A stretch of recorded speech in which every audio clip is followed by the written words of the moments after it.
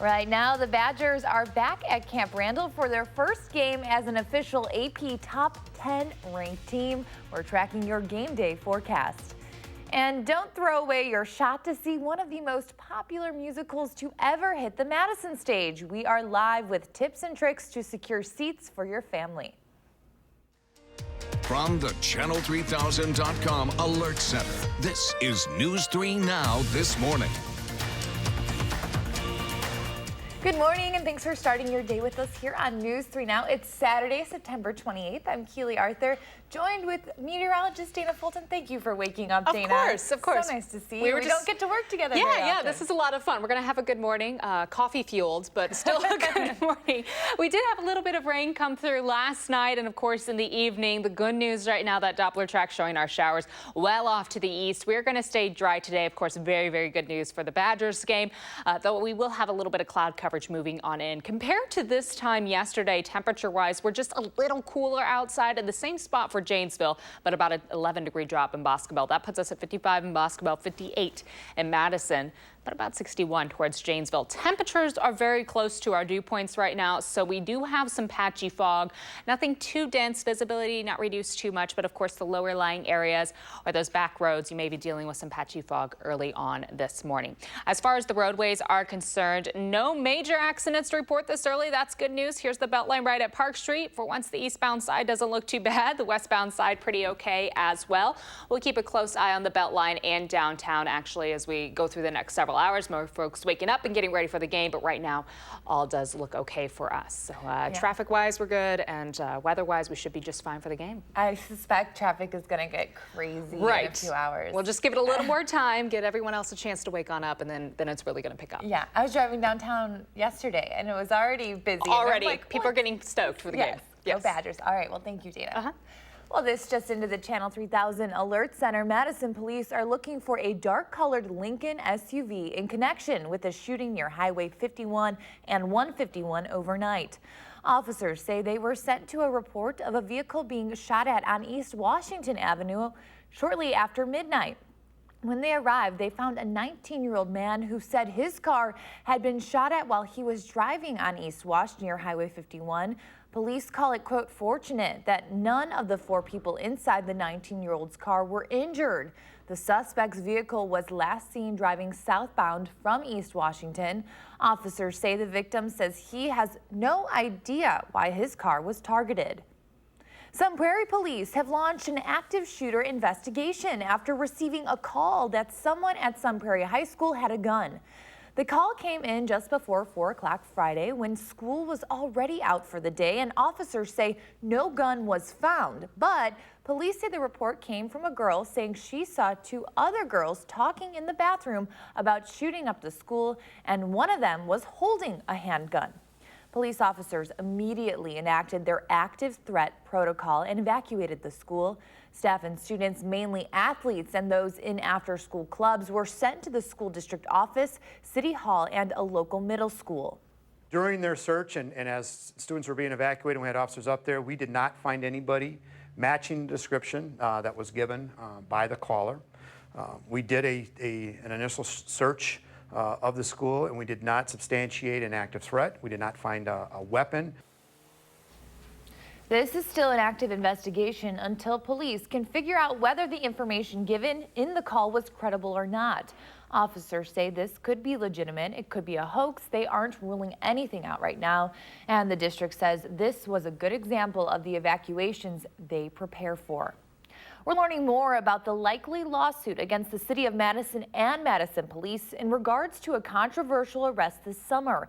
The family of a boy arrested in June is asking for $2.8 million because they say officers used excessive force and caused permanent damage. This is video of the arrest. Madison Police Chief Mike Koval says the investigation found the officers' use of force was, quote, objectionably reasonable. The family, however, doesn't agree. A civil attorney we spoke to today says it's still too early to say what will happen next, but did point out some of the possibilities. Many times, cases will never even find their way to the courthouse. They'll be resolved before that. When they are filed, however, and there is a lawsuit, it's often the case that they settle after the lawsuit is filed and before a jury is ever impaneled. We reached out to the family and the city attorney for additional comment, but they were not available. In Washington, House Democrats are taking their next steps in the impeachment process. They say a subpoena to Secretary of State Mike Pompeo demanding key documents by next week. They also requested to depose 5 State Department officials mentioned in the whistleblower complaint. This comes just one day after the complaint was released to the public, alleging the president pressured the leader of Ukraine to investigate a political rival. A congressional official says the House Intelligence Committee will hear closed-door testimony from the intelligence community's Inspector General next Friday. Nobody mentioned the 2020 election. Nobody talked about what's his name, Joe Biden, precious Joe Biden. You're all trying to prop up a little bit longer. No, as a political opponent. We have a president who's violated his oath of office, who used the power of his office and your tax dollars to try to persuade a foreign leader to once again interfere in a presidential campaign. A congressional official says the House Intelligence Committee will hear closed-door testimony from the intelligence community's Inspector General next Friday. More local news now. We're learning more information on how authorities were able to crack the case of 2 brothers accused of running an illegal vape cartridge operation. 20-year-old Tyler Huff-Hines and 23-year-old Jacob Huff-Hines were in Kenosha court Thursday. Detectives say they busted a man selling the cartridges laced with THC oil in Waukesha. That man then turned into a confidential informant and told authorities about the brothers. The brothers' arrest comes after authorities investigated hundreds of cases of severe lung disease linked to vaping, but illnesses have not been tied specifically to this case. The Wisconsin Department of Health Services is providing an update on cases of lung disease linked to vaping in the state. 60 cases were reported in Wisconsin and 14 more are under investigation. Cases were found in 26 states, including 26 counties, including Dane, Dodge, Grant, Greene, and Jefferson. The majority of patients reported using e-cigs to inhale THC products. 12 people have died around the country, none in Wisconsin. The September surge for the Brewers took a hit overnight, and the rare loss could be more costly than just one game.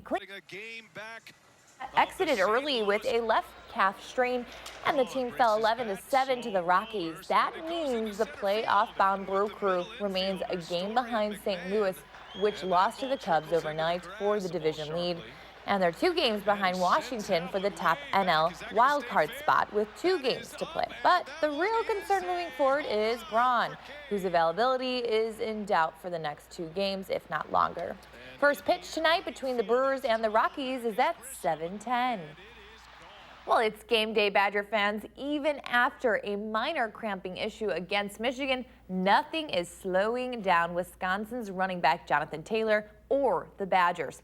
And they're definitely not slowing themselves down either. Part of that is because they're cutting down on pre-snap penalties, and they're taking care of the football with just 2 turnovers this season. None of those came from Taylor, who had 10 in his first 2 seasons. Now, the Heisman hopeful says he and his teammates are more focused on not beating themselves. Before you can even run the ball, you got to make sure it's secure. So that's number one priority as any running back, and I don't care what school you're at. Ball security is number one. So, like I said, shooting yourself in the foot, that's another thing. Putting the ball on the ground, making sure you're protecting the ball, making sure you don't have any procedural penalties. Those are things that, you got to make sure not even a question when you're playing. The back end of the Wisconsin defense will start today without a few players. Safeties Eric Burrell and Reggie Pearson are sitting the first half after getting called for targeting against Michigan. Badgers head coach Paul Chryst isn't concerned about mixing the backups into defense coordinator Jim Leonard's plans. That can be tricky if all of a sudden you've never played and now it's your first snap. So feel good with them there, and we're going to be tested and tested differently, and things are going to come up that you can't necessarily plan for, and that's where they've got to trust themselves and trust the plan and act on it. Kickoff against Northwestern is at 11 this morning, and if you go, you can see another reason why UW-Madison is #1 in the nation. We officially have the most powerful t-shirt cannon in college athletics. Seriously, it's a new addition to the athletic department. It can shoot 114 shirts in 10 seconds. That's 11 t-shirts a second, you guys. You can try and get your hands on one of those stylish tops shooting out of the cannon at the game against Northwestern. Go Badgers. Well, if a stage show is more your thing, you won't want to throw away your shot to see one of the most popular productions to ever hit Madison. Hamilton tickets go on sale this morning and people are expected to start lining up soon. Here is a live look from downtown. The box office opens at 8 o'clock and the Overture expects people to travel from Iowa, Illinois, Minnesota, as well as from all over Wisconsin to secure a seat. Getting your tickets in person gives you a 2-hour head start over online sales. 5:10 right now, you are taking a live look over the Capitol where vendors are getting ready for hopefully a busy day at the farmers market. Dana has your full market forecast just ahead.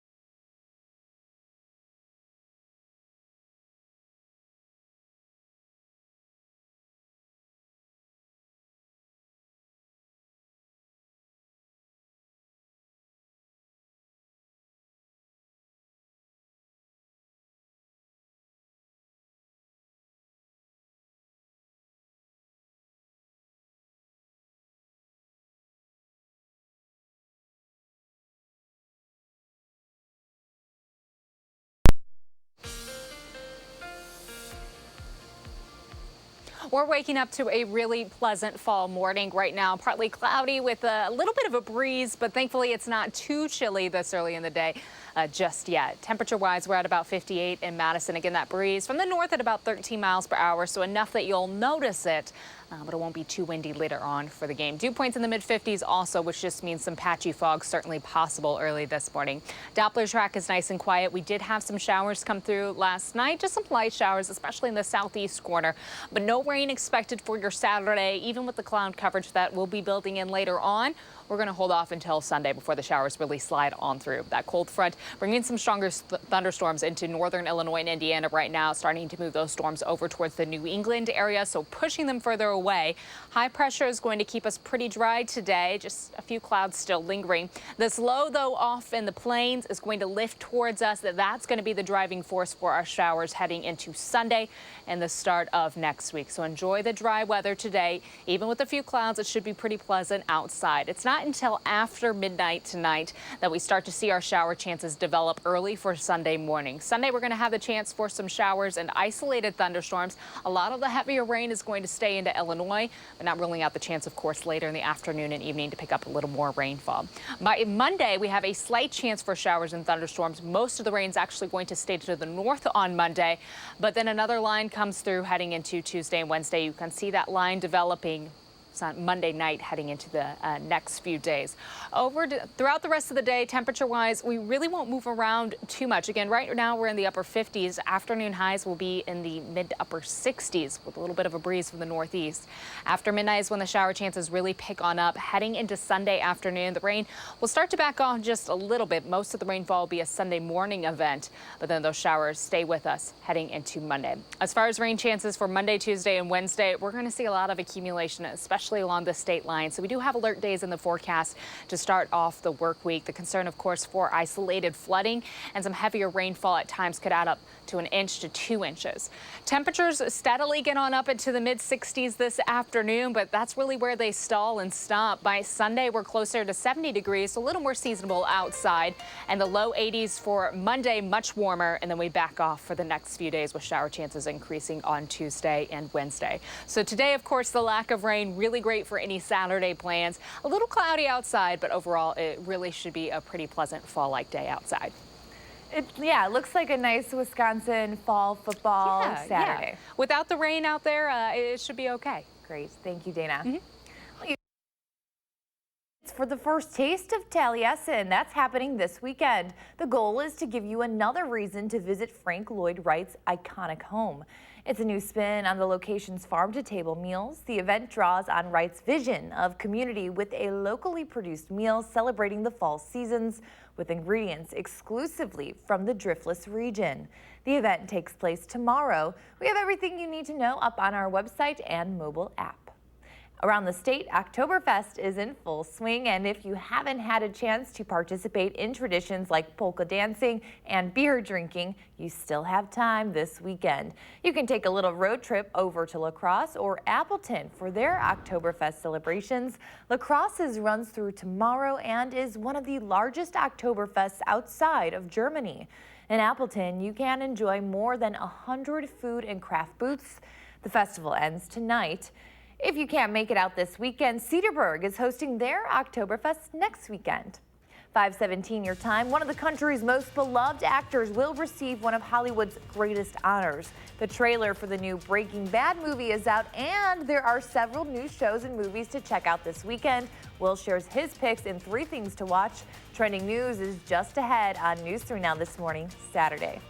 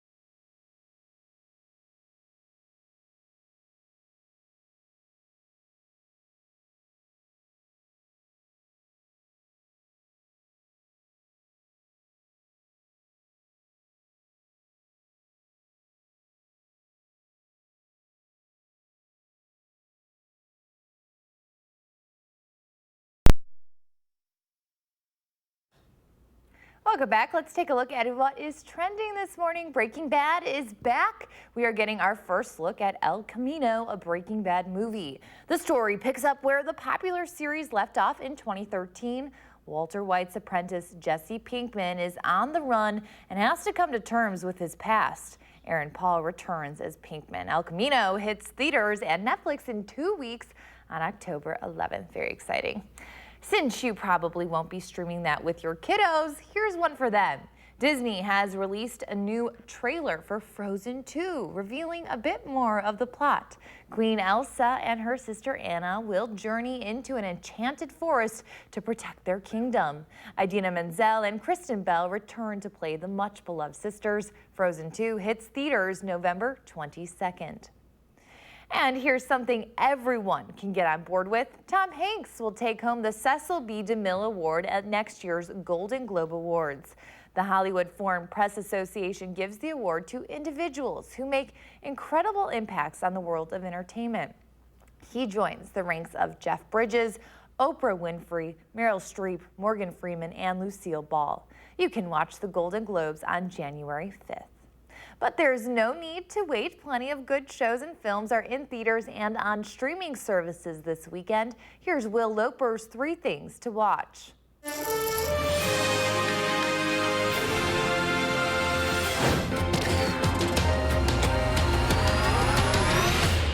What happened? Electricity flicked off all over the world. New on home video this week is Yesterday. Oh, I believe in yesterday.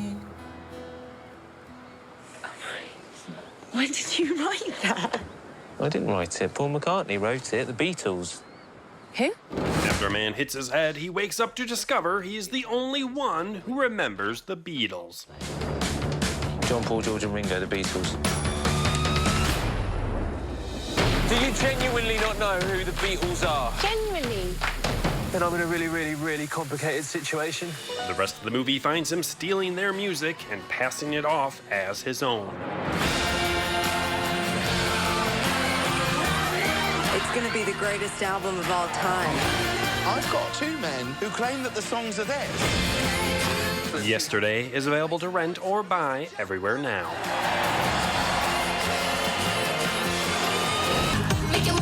See, gentlemen, I'm going to be president of the United States. I'm merely stating a fact. I will be president someday. Newly streaming on Netflix this week is the series The Politician. I'm warning you. Do not screw with my dream. Your ambition frightens me. Ben Platt stars as an aspiring politician who must begin his career in the most brutal arena of all, high school. This young lady would like to vote. She can't without a student ID. Otherwise, they'd bus in a bunch of kids from other schools to vote illegally. That's insane. All 8 episodes of The Politician are available to stream on Netflix now. Welcome to Shawshank. Finally, this week marks the 25-year anniversary of The Shawshank Redemption. These walls are funny. First you hate them. Enough time passes. You get so you depend on them. Tim Robbins stars as a man convicted of murder who maintains his innocence, but is sent to prison, and despite the harsh conditions, keeps his sense of hope. There are places in the world that aren't made out of stone. There's something inside that they can't get to, that they can't touch. It's yours. What are you talking about? Hope. The Shawshank Redemption is available to rent or buy everywhere now.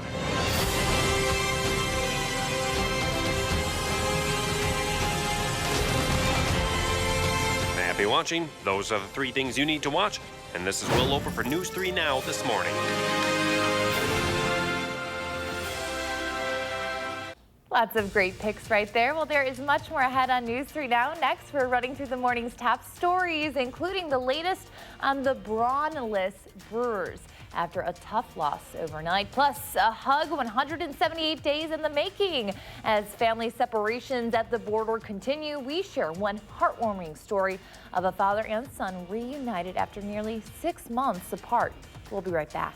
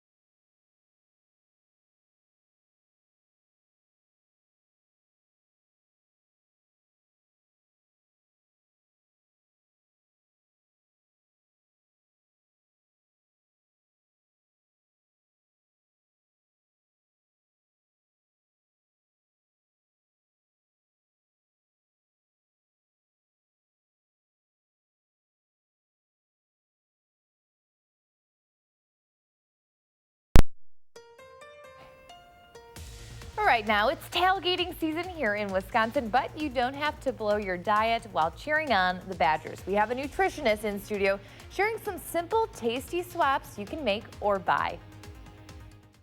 From the Channel3000.com Alert Center, this is News 3 Now this morning. Good morning. It's September 28th. I'm Keely Arthur. We're going to get a check of your first alert forecast with Dana in just a second. But first, here are 3 things to know as you begin your day. Madison police are looking for a dark-colored Lincoln SUV in connection with a shooting near Highway 51 and 151 overnight. Officers say they were sent to a report of a vehicle being shot at on East Washington Avenue shortly after midnight. When they arrived, they found a 19-year-old man who had said his car had been shot at while he was driving on East Wash near 51.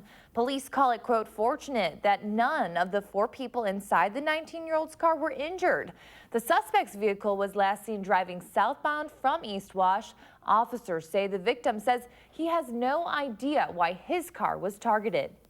The September surge for the Brewers took a little bit of a hit overnight, and the rare loss could be more costly than just one game. Cleanup man Ryan Braun exited early with a left calf strain, and the team fell 11-7 to the Rockies. That means the playoff-bound Brew Crew remains a game behind St. Louis, who lost to the Cubs overnight for the division lead. And they're 2 games behind Washington for the top NL wildcard spot, with 2 games to play.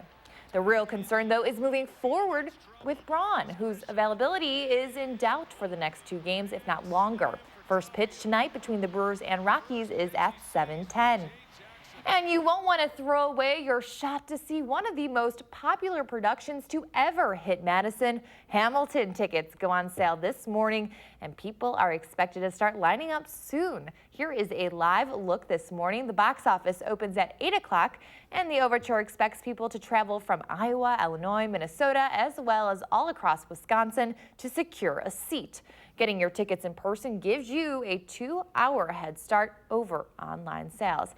And now here's meteorologist Dana Fulton. And Dana, those people have some pleasant weather, hopefully, to sit in the line. Yes, that's some good news for anyone who's waiting in line for tickets or heading to the Badgers game. The weather today actually should be pretty seasonable. We're looking at a really decent afternoon. A few clouds. Our Doppler track is going to stay quiet and dry for us, even though we did have some showers come through late in the evening and overnight. In fact, the last 24 hours, some isolated spots around the area picked up close to an inch of accumulation, as we did have some heavier showers slide through, but most of the area, that light green color, a few tenths of an inch, if that. And of course, to the north and west, not a lot of rain in the last 24 hours. Compared to this time yesterday, it is just a little cooler outside, but still really close to where we should be at for this time in the morning. 58 currently in Madison, about 48 though in Camp Douglas, and 56 in Platteville. Our temperatures are pretty close to our dew points, so some patchy fog possible, but most of the visibility right now in a pretty good spot, and we certainly aren't expecting any dense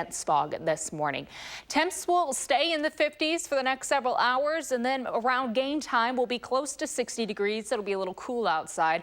Later in the afternoon, plan on high temps in the mid 60s. So overall, temps staying a little cool, not moving around too much today, but thankfully no rain expected. A little bit of sunshine, just a few more clouds and then sundown. As far as the roads are going, right now, a lot of good news. Thankfully, not a lot of folks on the roads. A few cars traveling along the Beltline. Here's the Beltline right at Park Street. No accidents to report, no major delays either. We are expecting things to look pretty okay, actually, as we head through the rest of your morning, but we'll continue to keep a close eye on things as the morning progresses, Keely.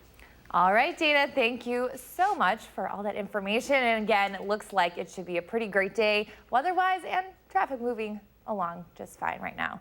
Well, the ongoing crisis at the border continues, with many children separated from their families and the border suffering extreme trauma. This morning, we are taking a look at families broken apart at the border that have now been reunited. Manuel Borjorquez brings us the story of a father and his 3-year-old son. He shows us how they were separated for 178 days before they were reunited last month. We first met Giovanni Paz Rosa as he traveled to New York to be reunited with his son. He was all smiles.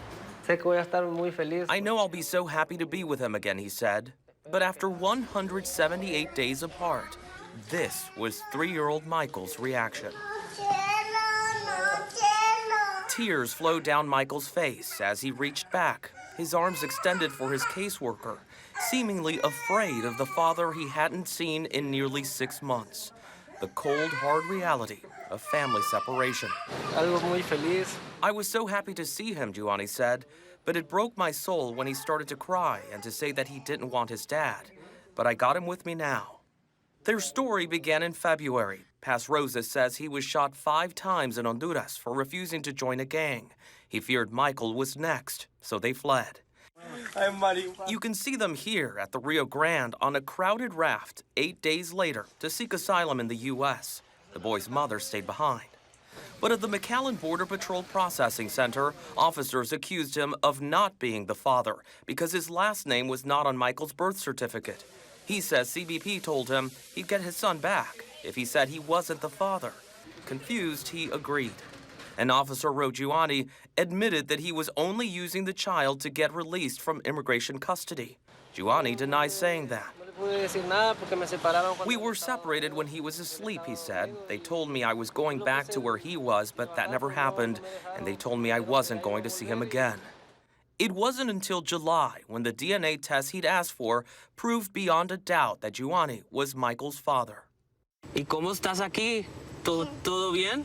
We met up with Michael and Giovanni 2 weeks after their August reunion.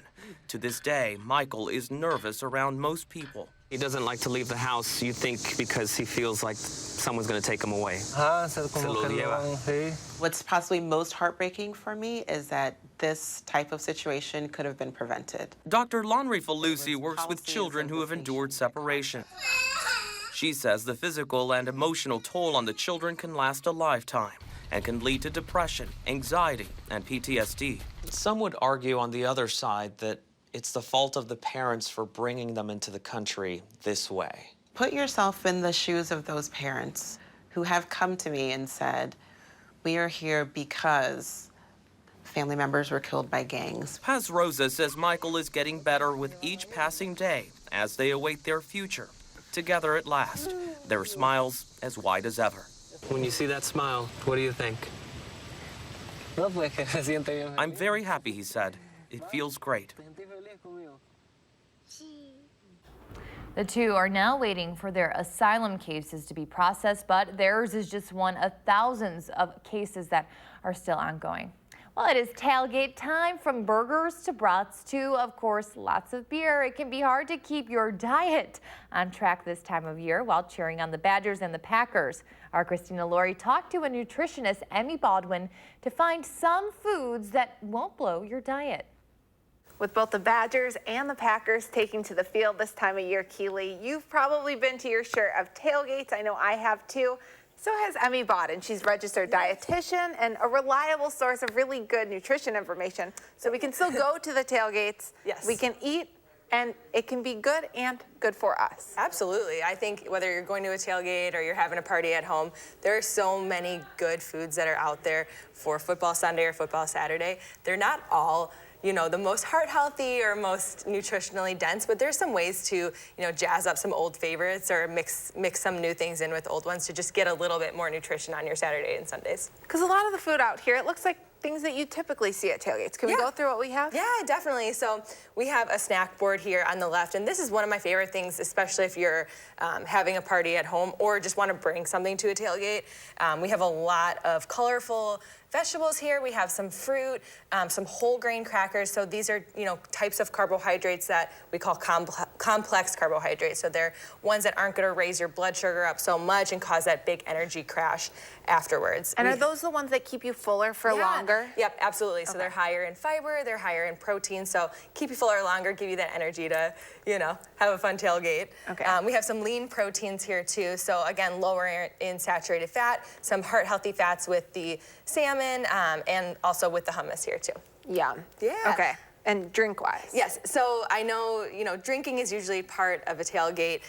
If it's, you know, an alcoholic drink that you're enjoying, that's one thing, but most people aren't drinking enough water. So if you want to sip on something but aren't in for plain water, I love to recommend, you know, a sparkly, unsweetened water. This is one of my very favorites. It just gives you something to sip on while hydrating, and it's super tasty. I love the little tagline. Yep, that's it. Real squeezed, real squeezed fruit. Yeah, and these ones are really good because they actually do have like a little bit of pulp in them with no artificial sweeteners or no real sweeteners either. So I like those a lot. Yum. Yep. Okay. Chicken. This looks delicious. Yeah. So I love wings, but sometimes wings are, you know, breaded, deep fried. Again, just not the most healthy or nutritious thing to eat. So I made these in my air fryer, and if you know me, you know I love a good air fryer recipe. So these are just little drumettes, and they're in a little rub, just cayenne, paprika, chili powder, garlic, and onion powder, and then that's it. And you just put them in the air fryer and they're good to go. And they're so crispy, flavorful. You don't really even miss the fact that they're not breaded and deep fried. That's great, and also not fried, this cauliflower? Yeah, so this is an alternative to wings if you're on a plant-based diet or just trying to watch how much saturated fat you're eating. These are buffalo cauliflower wings, so it's just cauliflower florets, either in a buffalo sauce or a sriracha and a hot sauce mixture, which is what I did here. And again, just in my air fryer. Yeah, they're so good. Cauliflower is just so good. Yeah. And then finally, you can eat the chips? You can definitely eat the chips, and that's kind of why I like to have a snack board too. So you get your veggies, you get your fruit, and you enjoy your chips too. Okay. Some of my favorite dips are gonna be like a nice fresh pico de gallo. Again, you get a lot of color, you're getting fiber, antioxidants, and a heart-healthy fat like a guac. You can't go wrong with a guac, so one of my favorite things. No, you can have a little fiesta at your tailgate too. Thank you so much for talking to us this morning. Yeah. Thanks for coming back, and I'll send it back to you, Keely. Thank you, Christina. Well, looking for something to do this weekend, and we have got you covered. From a fall-themed fest to a popular band and side-splitting comedian, there's fun events for the whole family across Madison. Your Weekend 608 is next on News 3 Now this morning.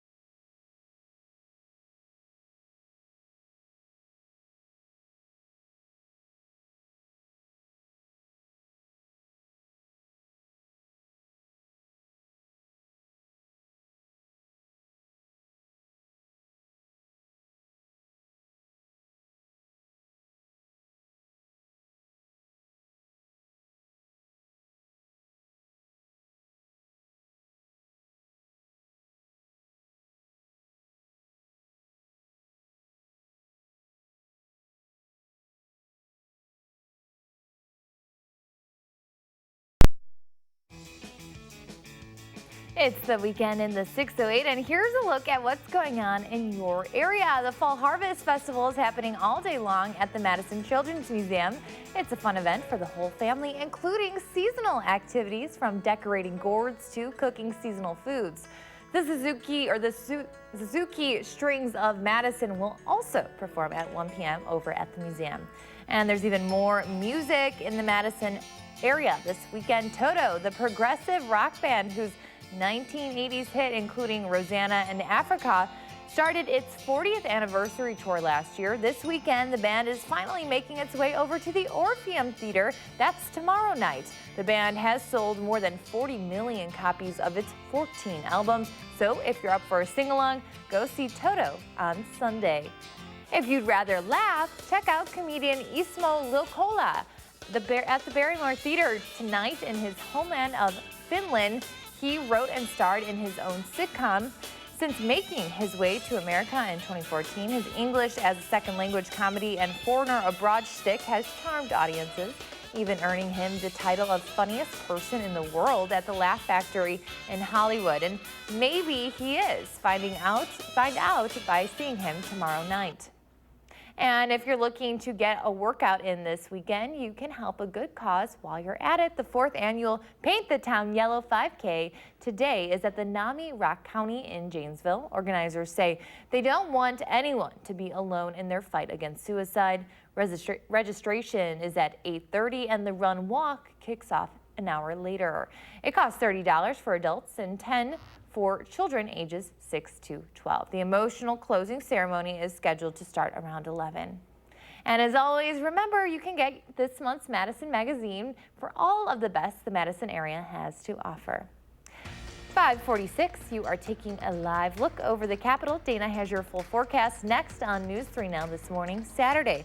But first, let's take a look at who is 3 today. Happy birthday!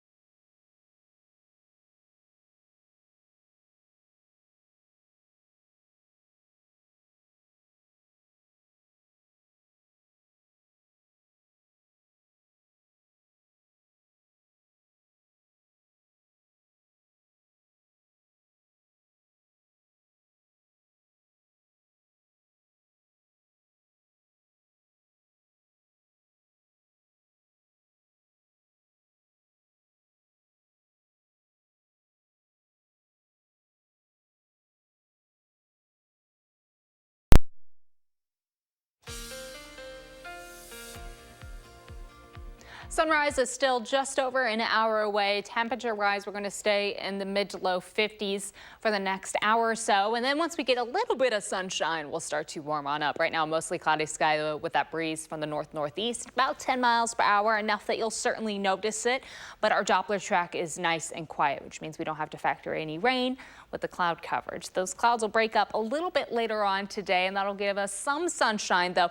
Overall, we're going to see more clouds than sun as we are on the back half of this low pressure. The shower chances, though, are going to continue to move east. Some heavier rainfall in central Illinois and into northern Indiana right now, but of course, none of that wraparound moisture will be impacting us. Our next chance for showers will steadily develop tonight heading into Sunday as this front starts to pass northeast. It's going to warm us up also heading into Sunday afternoon and especially for Monday afternoon. But today staying dry, just a few clouds in the sky. Since that breeze is coming from the northeast, temperature-wise will be just a little below average this afternoon. A lot of cloud coverage building in overnight, and then after midnight we'll start to have some shower and thunderstorm chances move in from the southwest, passing on over as that front moves over the state. Scattered showers possible for Sunday afternoon, though a lot of that rain is really going to come through early in the morning. For Monday, there will be a slight chance for showers. Notice that southern breeze. Temps on Monday will be much warmer into the lower 80s, and then a better chance for showers passes through heading into Tuesday and Wednesday. So today, enjoy the drier weather. Temperature-wise in the mid-60s for our afternoon highs. Should be a pretty nice fall day. For Sunday, the showers pick up early in the morning, and then in the afternoon, again, that chance for showers and thunderstorms, though most of the rain comes through early in the day. Mostly cloudy otherwise for Monday and heading into next week. As far as the rainfall coming through for Sunday, parts of Monday, Tuesday, and Wednesday, it's really going to add up, especially along the state line. We could have some areas picking up well over 3 inches of rain, especially if those storms start to trail each other. So because of this, we do have alert days in the forecast to start off the work week. Some of that heavy rainfall could easily bring over 2 inches of rain in a very short amount of time. Temps are going to warm up through the morning. Not too much, though. Afternoon highs will be in the mid-60s, so just a little below average. We should be in the upper 60s for afternoon highs right now. Sunday close to 70 with those chances for showers and thunderstorms, mainly in the morning and then maybe a few later in the day. Alert days to start off the work week. Monday will be quite a warm up after that warm front passes on over on Sunday, so we'll be into the lower 80s for Monday afternoon. Tuesday back to the mid-70s. Wednesday we drop down to the mid-60s, and our rain will finally wrap up overnight heading into Thursday. An early shower possible on Thursday, but we'll get the showers out of here. We get some sunshine back, and it's really going to be nice to have some drier weather to wrap up the work week. And we're going to have a lot of rain to shake off too heading into Thursday and Friday. So enjoy the dry weather today because, as you can see, we aren't going to have very many dry afternoon and evenings over the next few days. I know. I'm already looking at that Monday, planning to be outside and kind of soaking in that heat. Try to grab a little bit of the 80s before it runs away for a few months. Yes, a few months, 12 months. 12 months, it might be back. Yeah. We'll see. We'll see. All right, you never know. Thank you so much, Dana. Well, we've been asking you to share your morning with us. Check out this gorgeous photo sent in by Jim Bradley in Highland. Thanks for sharing, Jim. Well, what does your morning look like? You can take a picture and post it on the Channel 3000 Facebook page or on Twitter using the hashtag MyNews3Morning. We'll share our favorites right here on our show. We'll stick with News 3 all day long, and then tomorrow morning we're celebrating Eat Local Month with the Madison staple, the Willie Street Co-op. Some of the best buys for people on a budget. They'll break it all down. But first, Tricky Treats. It's officially fall and time to crack open a bag of candy. What are the best and worst seasonal treats? We'll tell you about the new official ranking out this morning when we're back.